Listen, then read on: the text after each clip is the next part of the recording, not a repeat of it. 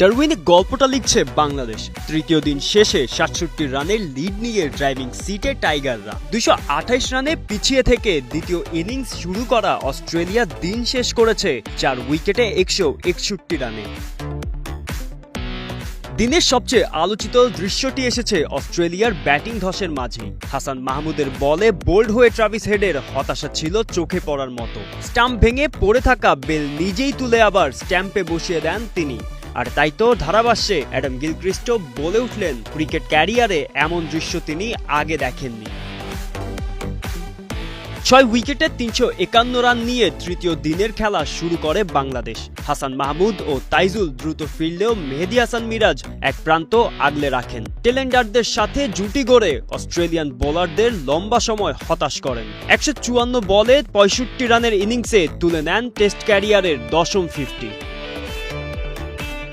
মিরাজকে ফিরিয়ে ফাইফার পূর্ণ করেন জস হ্যাজেলউড। পরে এবাদতকে ফিরিয়ে বাংলাদেশকে ৪২৬ রানে থামান তিনি। ১৩ মাস পর টেস্টে ফিরেই ৬ উইকেট সঙ্গে ৩০০ টেস্ট উইকেটের মাইল ফলকও ছুঁয়েছেন অজি পেসার।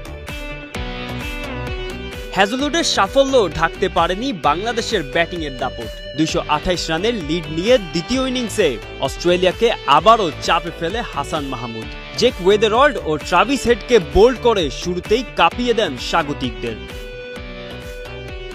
৩১ রানের লাবুশেইনকে বোল্ড করেন তাইজুল। ৪৪ করা স্টিভেন স্মিথকে ফেরান মিরাজ। ১২২ রানে ৪ উইকেট হারিয়ে অস্ট্রেলিয়া যখন চাপে, তখন শেষ বিকেলে প্রতিরোধ গড়েন ক্যামেরন গ্রিন ও অ্যালেক্স ক্যারি।